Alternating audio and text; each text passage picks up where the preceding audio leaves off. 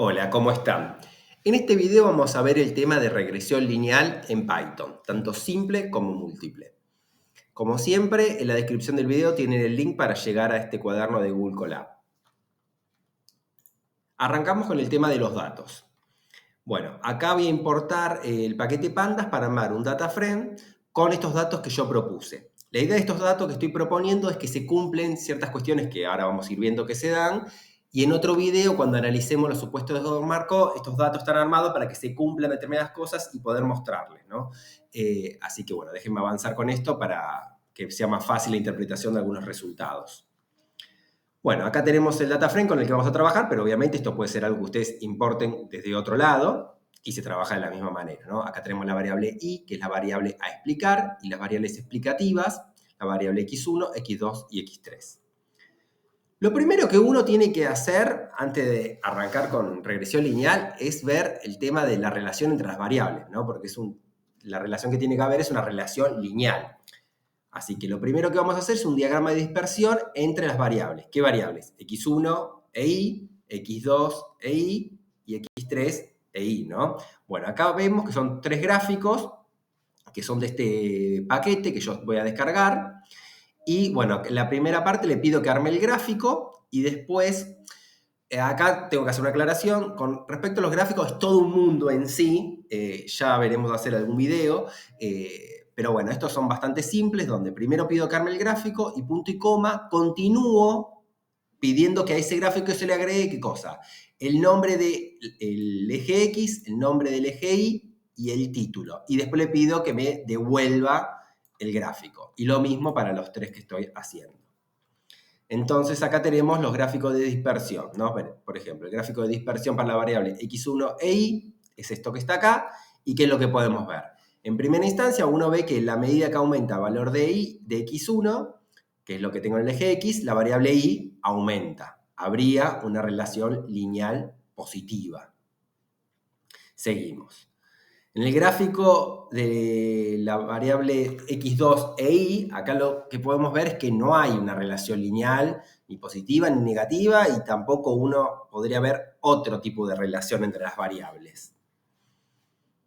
Porque uno sabe que si no son lineal, no es que descarta, sino que puede ver si hay alguna forma de linealizar, ¿no? O sea, con otros modelos o demás, que eso ya lo vamos a ir viendo. Después tenemos el gráfico de dispersión entre x3 e y acá podemos ver, no tan marcado como en el primer caso, pero que hay una relación inversa, ¿no? En la medida que x3 aumenta, xy disminuye. Bueno, esto que acabamos de ver en forma gráfica podemos como corroborar a través de la matriz de correlación lineal, ¿no? Y por ejemplo pido que me devuelva la matriz de correlación. Bueno, esta es la matriz de correlación entre las variables. Si nos fijamos en la primera columna, ¿qué tenemos? La correlación lineal entre y, obviamente, es una relación lineal perfecta, porque es la misma variable. La medida que aumenta y porque sí, por eso da 1. De acá nos da para entender la interpretación, ¿no? La correlación puede valer entre -1 y 1. Si vale 1, la correlación lineal es perfecta, como la que estamos marcando entre la misma variable. Si es -1, es una relación lineal inversa perfecta. Si es 0, es que no hay correlación lineal.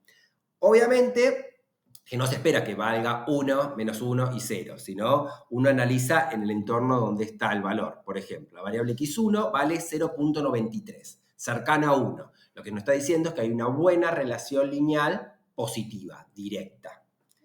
x2 vemos que es 0.002, está cercana al 0, lo que nos dice es que no hay una relación lineal, que no hay relación lineal. Y x3 vemos que es negativo y no tan cercano al 1, pero bueno, entonces podemos decir que hay una relación lineal inversa, no tan marcada o no tan pronunciada, ¿no? Bueno, en base a esto, los gráficos y a la matriz de correlación lineal, uno podría decir que la variable x2 la sacamos, y entre la variable x1 y x3, en primera instancia, vamos a armar un modelo referencial simple, por lo cual vamos a elegir una de las dos. Entonces vamos a quedarnos con la x1, que es la que marca una mejor relación lineal. Y avanzamos en esto. Bueno, con el tema de regresión lineal, obviamente hay muchos paquetes, bueno, no sé si muchos, pero hay varios paquetes con los que uno trabaja este tema, ¿no? Yo elegí este que me parece como el más simple en primera instancia cuando uno quiere armar el modelo. Cuando uno va a tener que avanzar para ver los supuestos que marcó o demás cuestiones que uno tiene que ir ajustando para que se cumplan, quizá vamos a necesitar más paquetes, ¿no? Pero bueno, por el momento, con este paquete que está acá, puedo descargar las funciones y esta es la función. CMF es el paquete, punto .ols y entre paréntesis, la fórmula. Y esto que está acá, en lo que yo estoy diciendo, es cómo se comportan las variables. Y es la variable a explicar y con el signo este de aproximado diferencio la variable explicativa, x1. Y después les digo, separado por coma, dónde está esa información. La data está en datos, que es donde yo guardé mi data frame. Después pido que ajuste el modelo y lo ingreso a la misma parte del modelo y le pido que me haga un resumen del modelo, ¿no? Y me devuelve esto que está acá. Bueno, por el momento los datos que podemos interpretar acá rápidamente son el R cuadrado, 0.87, y después ir a la parte de los coeficientes. El menos 7.74 es la ordenada al origen, y el 1.12 sería el B1, ¿no? El B estimado para la variable x1. Después tenemos el desvío estándar de los coeficientes. Tenemos el T, que sería el estadístico observado. ¿Para qué test? Para el test de significatividad individual, ¿no? Tanto de la ordenada del origen como el de B1. Después al lado tenemos el p-valor correspondiente a ese test. Y luego tenemos un intervalo de confianza para los B, ¿no? Para el B0 y para el B1, con un nivel de confianza del 5%. Bueno, analizando esto acá, ¿qué podemos ver directamente? Bueno, vemos el p-valor de mi B1, ¿no? Que es el que acompaña, o sea, es el p-valor del test de hipótesis que dice que el B1 poblacional es igual a 0 contra que el B1 poblacional es distinto de 0. Si el B1 poblacional es igual a 0, quiere decir que la variable 1 no está explicando nada de la variable i. Si es distinto, tanto forma positiva o negativa, quiere decir que explica positivamente, o sea, relacionado positivamente o negativamente. Pero bueno, yo lo que quiero ver con un test de significatividad es si explica o no. Bueno, me da un p-valor de 0, o en realidad, mejor dicho, cercano a 0. Acá está redondeado, ¿no? ¿Y esto qué me dice? Es un p-valor muy, muy pequeño, menor al alfa que yo puedo determinar, que uno puede ser del 5 o del 10, por lo tanto rechazo H0, que era que el B1 era igual a 0, y retengo la hipótesis alternativa que es distinto, por lo cual digo que la variable 1 explica a la variable i, entonces es adecuada en este modelo, que en este caso es solo esta variable. Después arriba también tenemos el test de significatividad global, pero que en este caso es como es de solo una variable, nada, es el test de que la variable V1 es significativa o no. O sea, por lo tanto, acá tenemos el p-valor del test, es un p-valor pequeño y lo mismo, rechazo H0, retengo la alternativa, que es lo mismo, ¿no? Que la alternativa es que B1 es distinto de 0, por lo cual es la misma interpretación, pero bueno, acá para que les quede, ahora después lo vamos a ver en el caso de regresión lineal múltiple. Bueno, seguimos con eso. Ahora, para hacer un modelo de regresión lineal múltiple, considero la variable x3, que tenía una relación inversa, pero no tan marcada. Entonces, quiero hacer un modelo donde tengo que explicar ahí, y las variables explicativas son x1 y x3. Lo mismo. Acá la única diferencia es que esta variable x3 la agrego con un más, pero la fórmula es exactamente todo igual. Lo único que acá, si tuviera otra variable, pondría más x tanto, ¿no? O la variable, o el nombre. Acá, por ejemplo, x3, ¿no? Pero digo, si x3 significara, no sé, inversión o lo que sea, pongo inversión, como está escrito en la columna del data frame. Bueno, corro esto y me da. Bueno, acá tenemos el R cuadrado. También es importante en el caso cuando es regresión lineal múltiple, el R cuadrado ajustado, que me ajusta por la cantidad de variables explicativas. Acá me da muy parecido, el 90%. Acá tenemos esto que yo le decía, el estadístico F y el p-valor correspondiente a un test de significatividad global, donde me da un p-valor chico, por lo cual rechazo la hipótesis nula, que la hipótesis nula es que B1 y B2 son igual a 0, contra que alguno es distinto, ¿no? Y acá vemos que es un p-valor chico, por lo cual, a nivel global, este modelo es representativo, es explicativo de la variable I. Bueno, continuamos con la parte de los coeficientes. Acá tenemos los coeficientes, me da el ordenador de origen 25, el x1 0.96 y el x3 menos 0.54.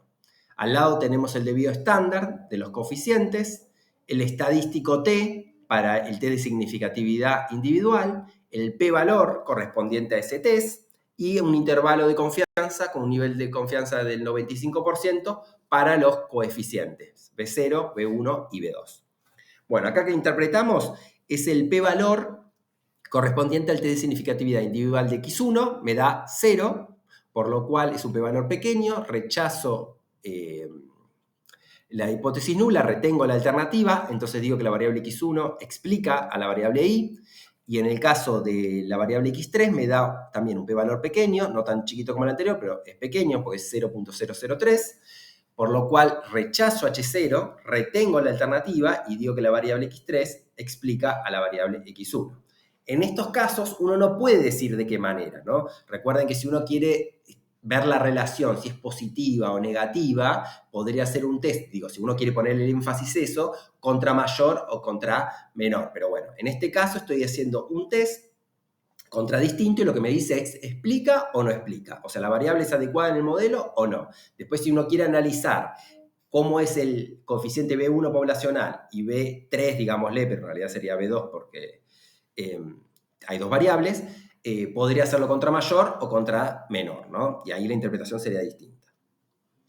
Bueno, supongamos que este es el modelo que terminamos eligiendo, que es el modelo de regresión lineal múltiple, y queremos hacer los intervalos de confianza para los coeficientes, que es lo mismo que me dio acá, pero yo acá podría cambiar el alfa, por ejemplo. Yo acá pongo 5%, que es lo mismo que tengo ahí arriba. Si se fijan, me da lo mismo. O sea, obviamente, ¿no? O sea, acá esto es, si uno cambia del 5%, pasa al 10, ejecuta, tengo los intervalos de confianza para los coeficientes con un nivel de confianza del 90%.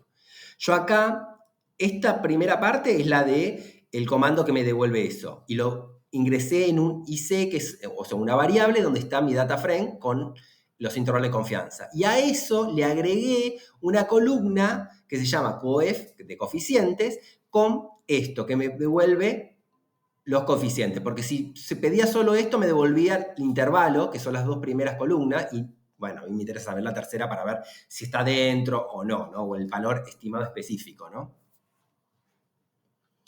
Bueno, después uno, ¿qué puede hacer con el modelo? Hacer alguna predicción, ¿no? O sea, bueno, en este caso uno puede hacer predicción de los valores con los que trabajó, o sea, con la columna de x1 y x3, ¿no?